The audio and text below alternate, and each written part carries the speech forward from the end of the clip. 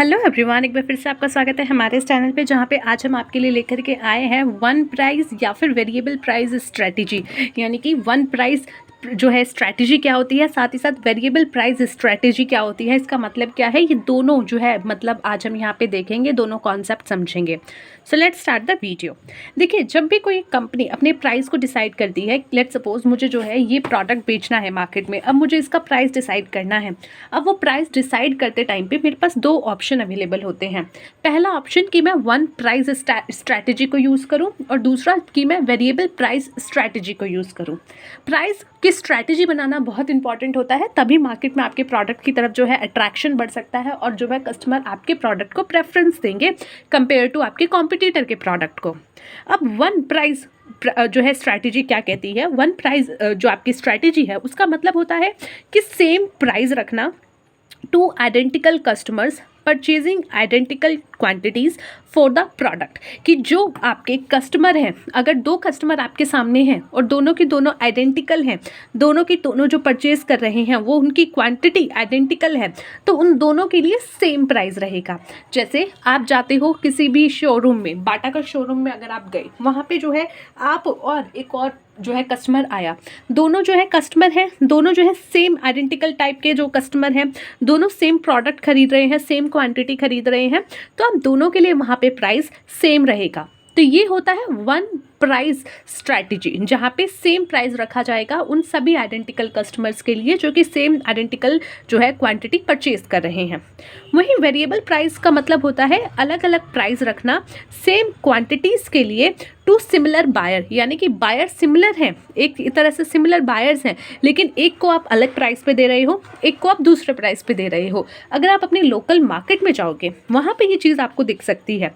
वहाँ पे आप देखोगे कि एक ही प्रोडक्ट आपको जो है शायद थोड़ा महंगा दे दे और दूसरे को वही थोड़ा सस्ता दे दे। हालांकि आप दोनों कस्टमर हो, सेम प्रोडक्ट खरीद रहे हो, सेम क्वांटिटी भी खरीद रहे हो, लेकिन प्राइस यहाँ पे एक कस्टमर के लिए अलग है और दूसरे कस्टमर के लिए अलग है। तो ये होता है variable price strategy. Now variable price is set after a lot of bargaining. अब जो वेरिएबल प्राइस होता है ये बहुत ज़्यादा बार्गेनिंग के बाद होता है। जैसे अगर कोई मार्केट में गया है, वो बार्गेनिंग कर रहा है, तो वहाँ पे क्या है, वहाँ पे जो है आपको अलग प्राइस देखने को मिल सकता है। लेकिन वहीं पे अगर किसी ने बोर्ड लगा दिया है कि जो है एक दाम की दुकान, तो वहाँ आप बार्गेनिंग भी नहीं कर पाते, और वहाँ पे वही प्रोडक्ट जो है उसका जो इच्छा है उसी पे वो प्राइस पे बेचेगा, वन प्राइस स्ट्रैटेजी फॉलो करेगा। In India one price policy has been adopted at the retail level. हमारे इंडिया में जो वन प्राइस पॉलिसी है वो अडॉप्ट की जाती है रिटेल लेवल पे। यानी लेट सपोज आप जो है अमूल का दूध ले रहे हो, ठीक है, वो जो एक हाफ kg का पैकेट है, लेट सपोज उस पर 30 रुपये का प्राइस लिखा हुआ है। सो वो 30 रुपये का प्राइस आपको भी उस पर ही मिलेगा, मुझे भी उस पर ही मिलेगा। तो हम क्या है, रिटेल लेवल पे खरीद रहे हैं, शॉपिंग जो है हम रिटेल लेवल पे खरीद रहे हैं, कंज्यूमर्स हैं हम, और जो रिटेलर्स हमें दे रहे हैं वहाँ पे हमें जो है प्राइस सेम दिखेगा।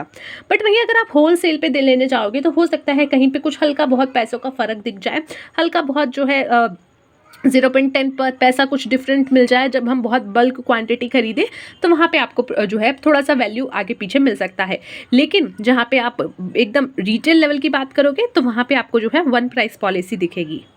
Though there are minor variations from state to state due to variations of local taxes like octroi, state sales tax and central sales tax, फिर भी थोड़े से माइनर जो है वेरिएशंस मिल सकते हैं प्राइस में, पर ये किस वजह से होंगे, ये टैक्सेस की वजह से होंगे। जैसे कुछ स्टेट में जो है मैक्सिमम कुछ एक्स्ट्रा टैक्सेस लगते हैं, ऑक्ट्रॉय लगती है, सेंट्रल सेल्स टैक्स हो गए, स्टेट सेल्स टैक्स हो गए, तो इस तरीके से कुछ कुछ सेल्स टैक्स एक्स्ट्रा लगते हैं।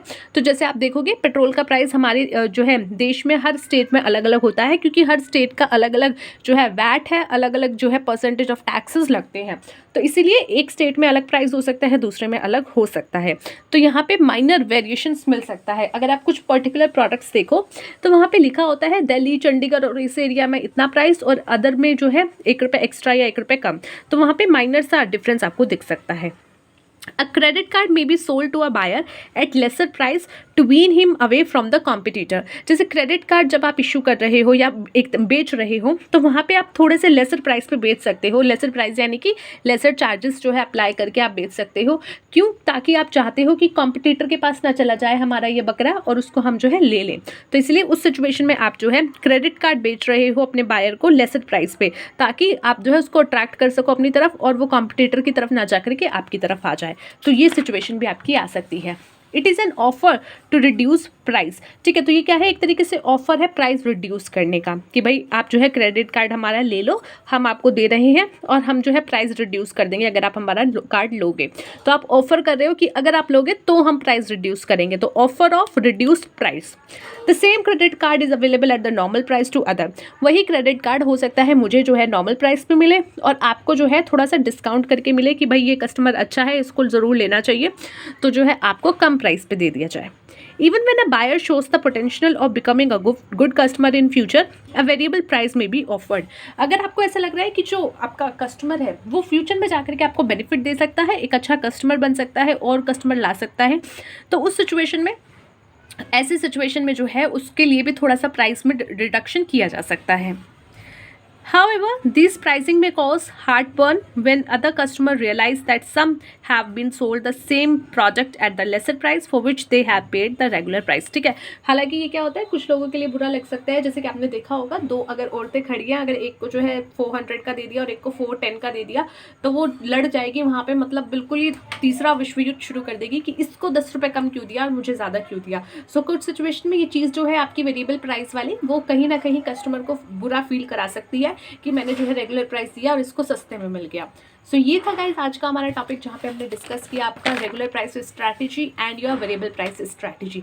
आई होप आपको समझ में आया हो। मिलते हैं नेक्स्ट पॉइंट्स के कुछ नेक्स्ट टॉपिक के साथ नेक्स्ट वीडियो में। तब तक के लिए take care of yourself and take care of your health.